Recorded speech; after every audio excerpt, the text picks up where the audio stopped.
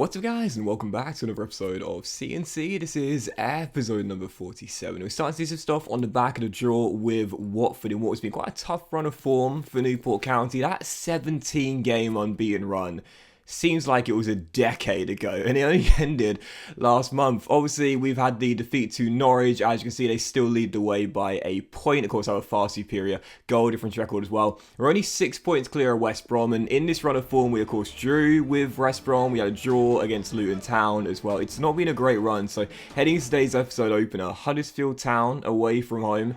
This is one of those games where I went into it and I was like, right, I need to be in attack mode. I don't know if you guys have the same sort of mentality as I do sometimes. When you're going on the back of a poor run of form or a game which you should have won or like a slip up or something like that, in the very next game you kind of think to yourself, it ain't happening again. I'm going to make sure of it. And this was just one of those games. Right from the very first whistle in attack mode. 8 minutes in, we already had the early lead. Great pressure. Humphreys wins the ball back, high up the pitch. Through ball to Rabi, and we get ourselves the goal. And that was really the theme of the opening 15 minutes. High press, winning the ball back, putting opponents under pressure. And once again, it is Rabi Matondo. And I tell you, man, if we're not in the Premier League this season, next season even, this guy definitely will be. Rabi is unreal, seriously. 2-0 Newport County, and right from the get-go again, totally on it in this game, needing to return to winning ways. Terriers will get back in the game though a few minutes later. Really frenetic start this game. 15 minutes in, already 3 goals. Lewis O'Brien, captain, makes it 2-1.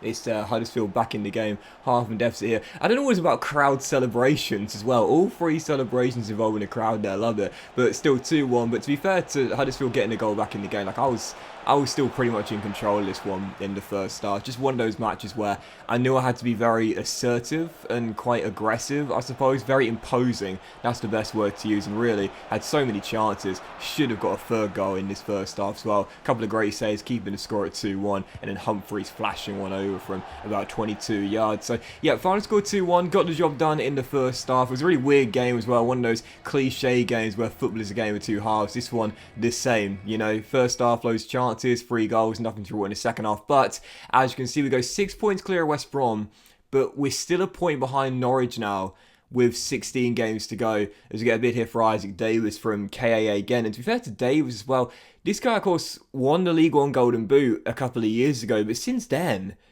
nothing. I mean, I haven't even played the guy a minute this season. He's got some decent stats. 79 finishing and just 70 overall. 4-star week for with the high medium work rates. But to be fair, no one's going to take Matondo's place. That striker role is his forever. Rabi Matondo will lead our line for the rest of the series. And of course, we've got Bound on the bench, who, you know, mostly comes off the bench to get some game time. And Davis, just, there's no place for him in this squad. So I said to the Belgians, give us an extra few $100,000, 2.5 mil, and they just walked out the door. And I was like, really? I wasn't asking for like 7 million, but fair enough. That deal falls through, as does this deal for Lloyd Payne. Had a bit earlier on the episode as well. Payne has been in high demand this season. Not a real surprise at 79 overall and still a teenage talent. The guy is going absolutely nowhere. I mentioned before, like with Wales, it's so important to have those prospects that come out of the academy with high potential, because there aren't that many. I mean, again, there are a few. Obviously, we've got a couple in our starting lineup already. You know, Rabi Matondo, Joe Rodden, who we signed as well. But for the most part, there's not that many high potential Welsh players. When we get a star out of the academy, like a Lloyd Payne, like a Gavin Humphreys, they're going to stay here forever, and no amount of money is going to talk me out of keeping them here and selling them elsewhere. But yeah, right now, again, 1 point behind Norwich, 16 games to go. To me, I mentioned it before, I really don't care whether we win the championship or go up as runners-up. Hey, listen, I don't mind going up via the playoffs. The only thing that matters to me is going up. But I don't fancy my chances in the playoffs. So if Norwich run away with it between now and the end of the season, and Dean Smith's sides just go on an incredible run of form and get point separation, fine, don't care. But I cannot afford to lose second place. Going into the playoffs, I would not fancy my chances against so many great teams in this division. So yeah, following game, Oakwell, Barnsley away in the FA Cup 4th round. Of course, made it through the 3rd round by beating a Premier League side, Nottingham Forest, who gained promotion last year via the playoffs, like we were discussing a moment ago there.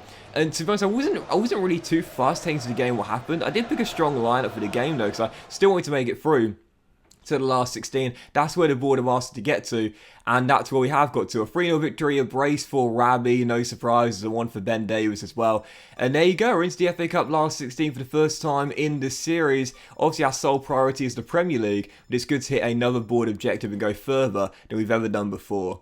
Still, as transfer deadline day came around now, this was interesting to say the least. Yeah, we had just under £1 million on our budget, and I knew for a fact we wouldn't be able to sign anyone decent on a permanent transfer. However, one player on my shortlist I noticed had his deal up come the end of the year, and that was one of the most capped Welsh players of all time. And you'll know him, we all know him.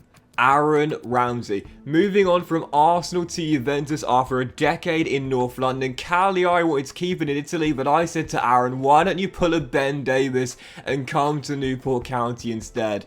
I had to negotiate an extremely high weekly wage, despite a wage cut of almost half of what he's getting paid right now, 35 grand a week, but a 2-year deal, and at 34 years old, 78 overall, he's still got it, no doubt about that. And I've been talking about it in this Newport County side. We need someone like a Ramsey, like a Davies, like a Levitt to sit back and allow Gavin Humphreys to go forward and create. Aaron Ramsey, with his declining pace in his later years, could do that deep flying playmaker role perfectly.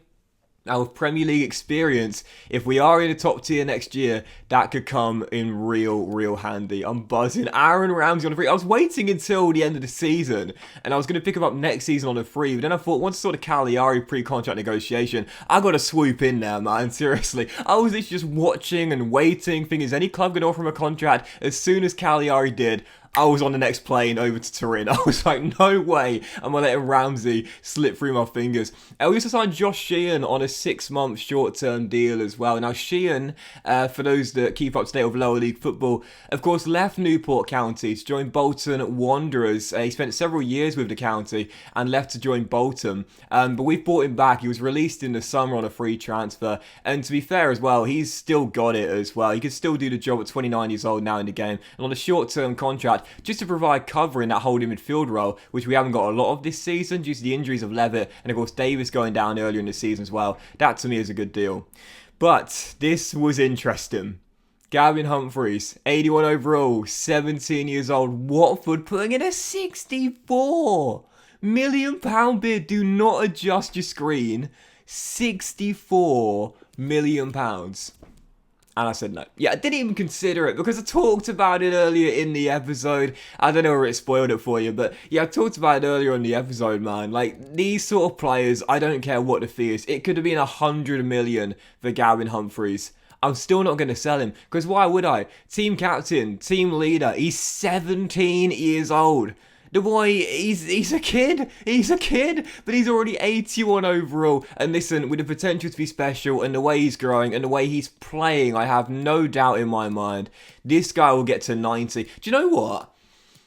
This is going to be a bold prediction, but I think he can maybe hit 90 before he gets into his 20s. I think there's a genuine possibility. He'll need to grow 9 ratings in the next 2 to 3 years, but I think he might become the first player I've ever had in any of my FIFA career modes ever that hits 90 overall whilst he's still a teenager. But I think if anyone could do it, it's Gavin Humphreys. Club captain, club leader, already a club legend at 17 years old. Can you imagine? I think if anyone can do it though, it's Humphreys. So for Watford and Ranieri, I said appreciate a massive offer, but absolutely not. First of all, I wouldn't sell him to a promotion rival, and secondly, he's the future of club and country and the present as well. He's going absolutely nowhere. So for the third and final game of today's episode after deadline day would end with signing a Sheehan on a short-term 6-month contract, and of course knowing that Ramsey is coming in next season. Can't wait, man. Winners, European experience. He's won an FA Cup. He's won a Coppa Italia, Serie A, over 70 caps for his country as well, and Premier League experience for over a decade. That's exactly what we need next season if we are to stay in the top 2 and gain promotion. We had the Tykes once again. Barnsley coming to take us on. This time Ronnie Parade in the Championship, and honestly, despite getting through the FA Cup to the last 16, I would have taken going out in that game but getting the 3 points in this one. Getting promotion and staying in the top 2 is my sole priority. And in a tough first half where Humphreys missed a great 1-on-1 and we won a penalty as well after Rabbi blazed it over for a 3-point conversion. I am so bad at penalties, man. let's just say I was crumbling under the pressure. Yeah, our form lately has not been great. Yes, back-to-back wins in the FA Cup and the Championship as well, but I've hardly been playing my best football, and we're far from the team that went on that 17-game unbeaten run. Still dead up to 0-0, but just past the hour mark. Whilst he couldn't finish the chance earlier, he sets up the opener and what will prove to be the only goal of the game as well. And I'll say it once again, 64 million for Gavin Humphreys. Hey, listen, it could be 164 million. I'd still turn it down. These two, the dynamic duo, Humphreys to Matondo, that through ball, absolutely amazing. Leading the way in the race for the assist title that he won last year, sets up Matondo's 26th for the year as he goes for the golden boot. And Gavin, Newport County hero, captain and legend as well, going nowhere. He is a Newport County man, or kid I should say at the moment, for life. 1 the final score. Again, not my best game whatsoever. We get the win, keep the pressure on Norwich City, and I'll go above them by 2 points as well. But the most important team I'm looking at is West Brom in third. 6 points clear, 15 games to go. First or second, don't mind one bit. Just got to keep the baggies at bay. But that will end today's episode of CNC, guys. Massive thank you for watching. Really hope you have enjoyed it. If you have, then please do drop a like. Much love to you all. Have a fantastic day, and I'll see you for next episode of CNC, featuring the last 16 of the FA Cup against the Premier League side and the big boy as well, very soon.